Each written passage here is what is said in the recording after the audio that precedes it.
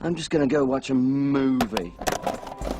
Welcome to Film Slice, where the safe word is subscribe. Oni Pepperoni here. I'll be ranking my Vinegar Syndrome movies that I ordered from Grindhouse Video located in Tampa, Florida. I've been using them for years, very cool business, would recommend. Vinegar Syndrome specializes in cult and exploitation movies from the 60s to the early 90s. In addition to releasing some obscure film gems, their releases have great packaging. Their slipcovers are particularly coveted. I didn't believe it until I held one in my hand. Now, I'm a convert. That said, thou shalt not covet thy neighbor's slip, so here are the ones I got, along with a couple other releases I threw in there to round it out to a nice, even 10. Ranked for self-indulgence. Here we go. Friedman, Hendricks, or Riley, which one do you want? Anybody, so long as it's not Riley. Good, you get Hendricks.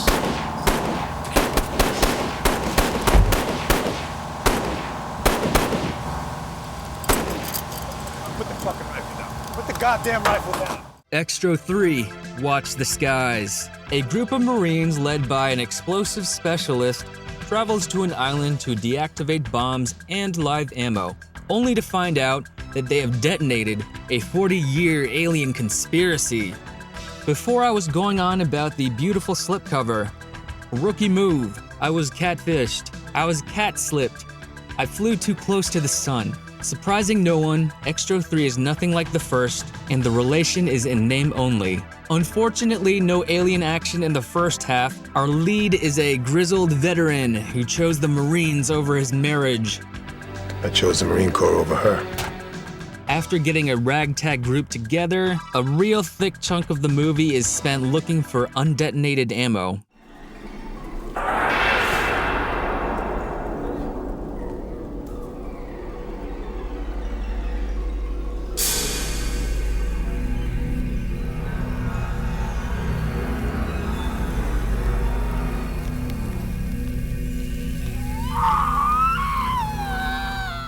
When the alien does appear, it does not alter the film significantly. The special effects, they were pretty low budget. The Predator-esque nature of the alien Inviso camouflage was kind of cool in its own way. It does target that 90s nostalgia itch when everyone was obsessed with aliens, like around when The X-Files was popular. Extra purists and those with acquired tastes may apply, definitely not for beginners.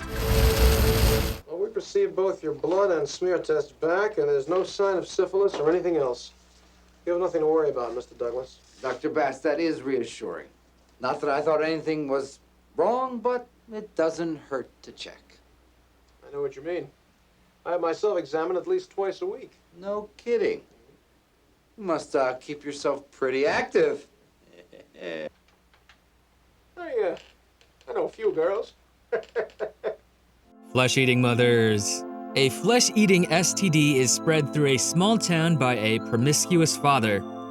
Sins of the flesh spill over into literal cannibalism, and it is up to the town teens to stop them. I remember being told that this had the worst acting ever, the worst acting bar none, and I must say that it is pretty spicy, but it's nothing that strays too far off from the Vinegar Syndrome oeuvre. To the flesh-eating mothers, I wish they ate more fiber because this film was a long sit. Yeah, powering through the movie was required. I'm not a fan of zombie films, so it was going to be a long shot that I was going to really get into this. Also, this can be said for a fair amount of the Vinegar Syndrome catalog. It kind of goes without saying if you're familiar to the brand, but I don't have a lot to say about this film, so I'll say it here. Vinegar Syndrome does great transfers, so the fact that the transfer is so crisp could maybe add a certain je ne sais quoi to the vibe of these flicks. Good film it is not, but it is a great example of VS archiving and preserving film, so people who would be into this shit will find it. Hanging by his heels was a boyfriend. His throat cut. Got it. arm rocking back and forth in the wind. No. No. No.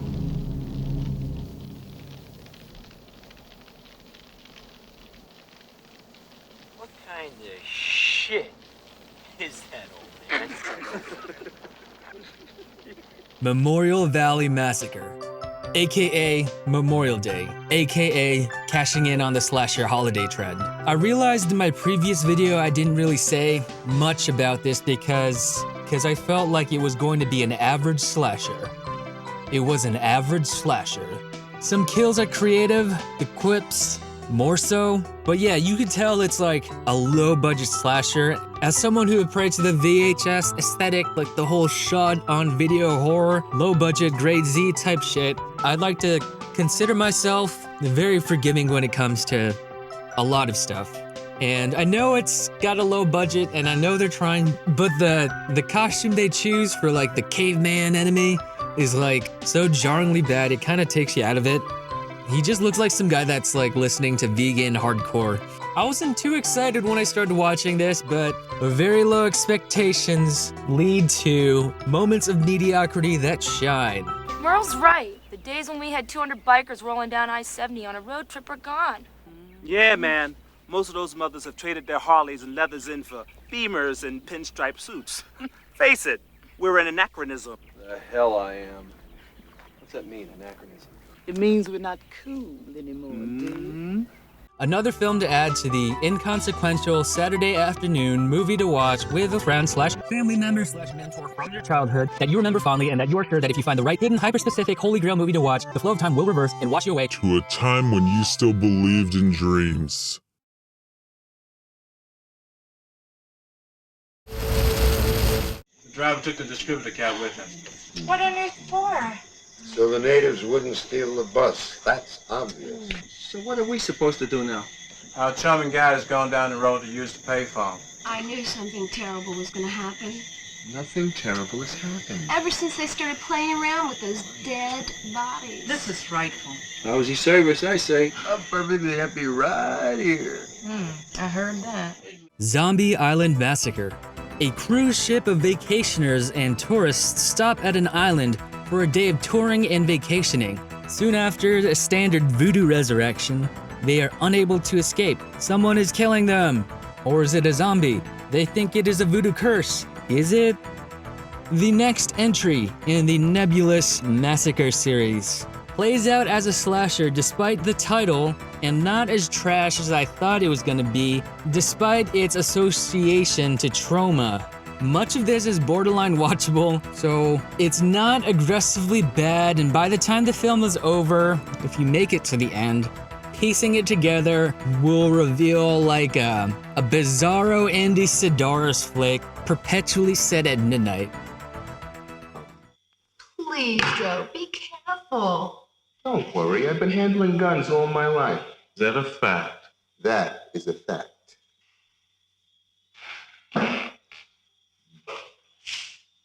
Can I take a look? If you're gonna wear it like that, keep it like this.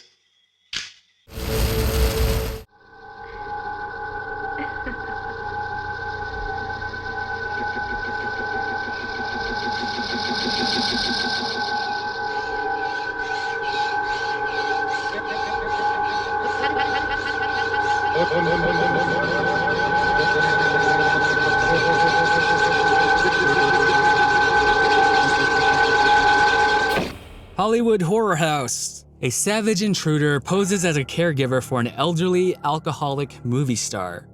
People end up dead, and the actress loves the intruder instead.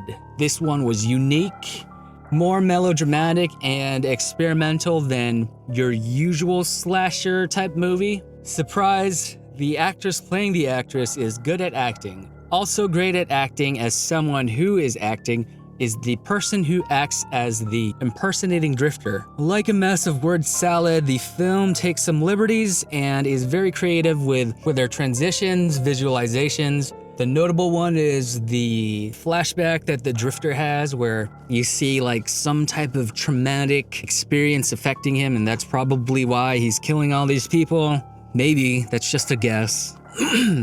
It's got a very time capsule-y feel to it. I'd like to think parties were like that in the 70s. Another thing I like is the opening credits. They're very like captivating. It's like a silent opening. It's very simple. The movie is called Hollywood Horror House, and what do we see but the image of the Hollywood sign rusting, and that's it. All you hear is like generic ambiance, like a squeak here or two there. It's so simple, but it shows a lot without telling. Talking about this stuff, I can already feel the film growing on me. It's going to be ripe for rewatches.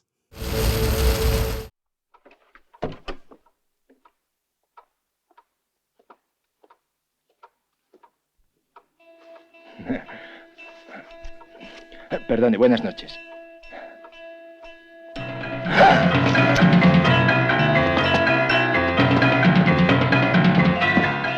The Forgotten Jolly Collection, Volume 1. Stacking these chow chows together, they're all similar quality and each lean towards a different type of giallo film.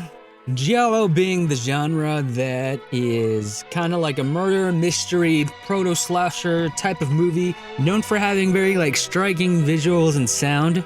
Usually an Italian movie, but these are co-produced in Spain. We've got trauma, the killer is one of 13, and the police are blundering in the dark. As a whole, these kind of remind me of like something you'd find on direct-to-video streaming or like Redbox.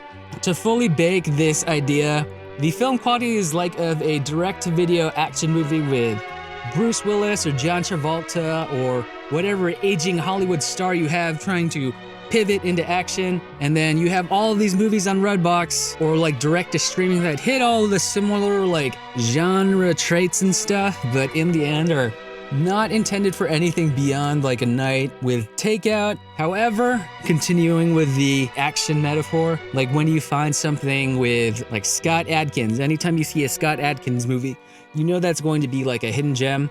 Those types of films, I think, to me, are not in this volume. I would recommend the second volume over the first.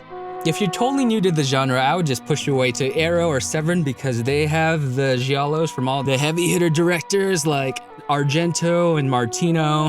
Definitely not for beginners, but those with some foundation in the genre and are like interested in learning more should definitely pick these up. I would recommend this set to anyone who has read through an Arrow booklet.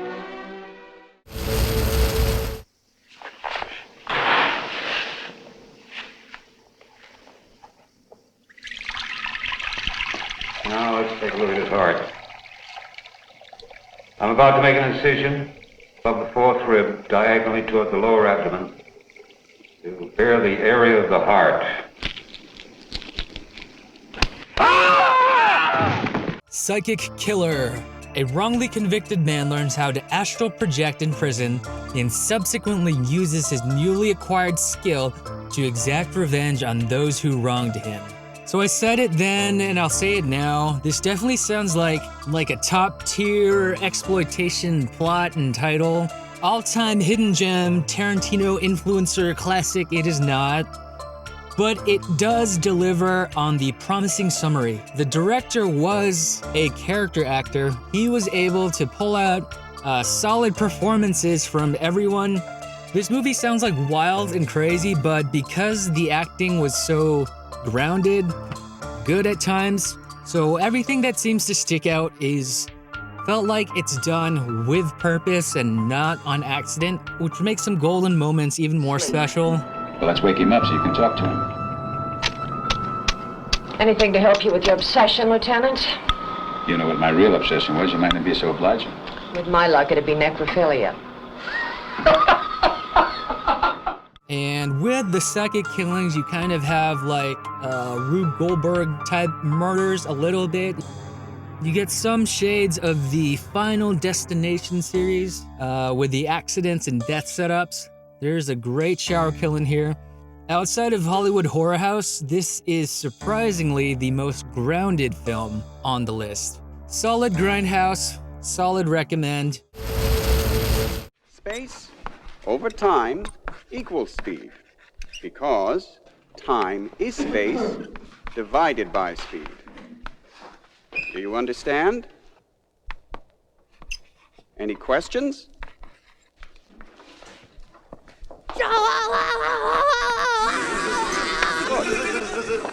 Now, the train. Cutting class. We've got a basic slasher that hits all the notes, and then, within reason, gets weird. Like a cover band holding down the fort the whole night, but then letting some original music out. Final girl has a good life, great grades, and a boyfriend in the form of Brad Pitt, whom she won't break off a piece. Not until your grades improve. Mixing things up is the return of an old classmate, and then the appearance of dead bodies. Suspicions arise between our small high school group. However, Final Girl doesn't think everything is as it seems. This one's very quirky, tongue-in-cheek, very fun flick. I really like the ending. Some people will hate it. When you see the kills in this movie, the kills are creative, but it looks kind of bland. That's because they kind of sanitized it and removed the gore to, I believe, cut this down to a PG-13 or something like that. So it's not like a hard R slasher, but it works for the most part. You do kind of wish there was some gore or blood to spice it up, like some salt for your food. It could be more seasoned. Because of Brad Pitt's star power, this is another good entry point into the Vinegar Syndrome brand. It's paced well and has a familiar structure that everyone can follow. And as a bonus, you have Brad Pitt in like all-star basketball dickhead mode.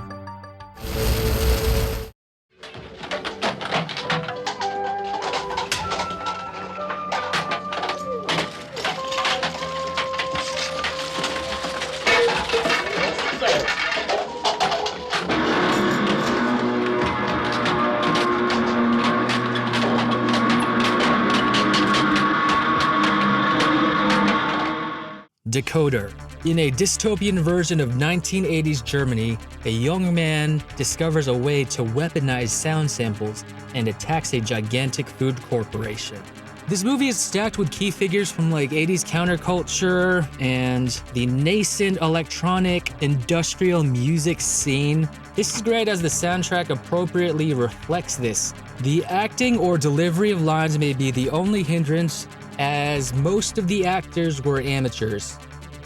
However, the film finds ways to fill scenes with striking imagery and colors, with a massive city of Berlin echoing in the background.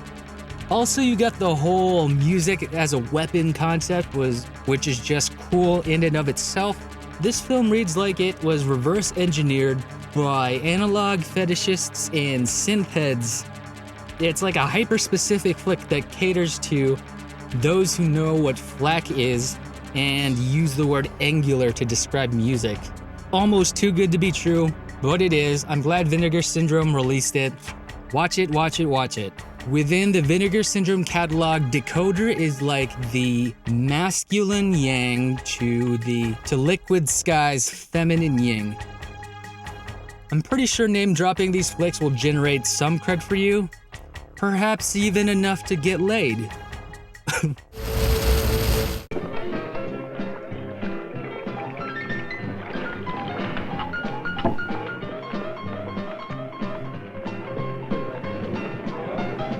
Porci!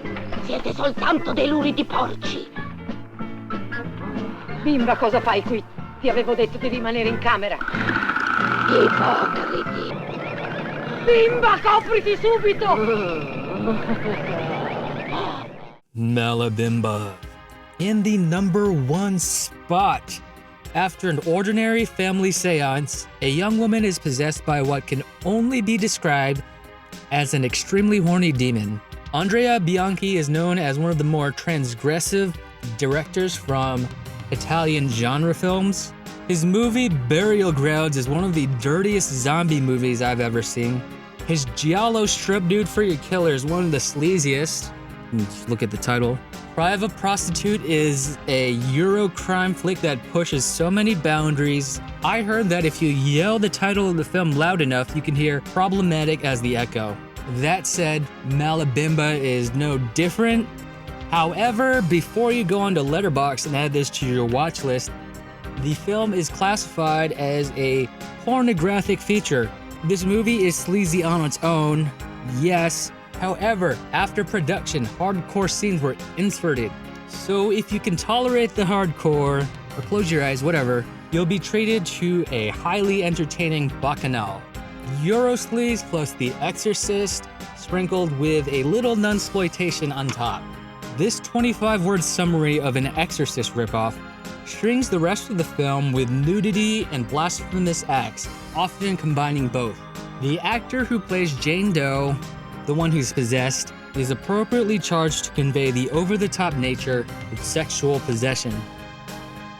Teodarco, rispondi. Bimba, che succede? Bimba! Puttana, sei una lurida puttana. Another fave is the busty aunt who needs no assistance from the spirit world to get freaky. This has one of the best sexual deaths I've ever seen, but again, hardcore inserts abound. Personally, I haven't reached the point in my cinematic odyssey where I mine obscure adult titles for cinematic value, so it is very likely I would not have discovered this without Vinegar Syndrome. A true hidden gem. Bad taste? Definitely. Good time? Bet. Alright, here's the post list near the end of the video's small talk. That's the list. What do you think? What would you put at the top? What would you put at the bottom? Blanket 2020 statement, blanket 2021 statement. Stay safe. This has been Oni Pepperoni from Pizza Party Art. See ya!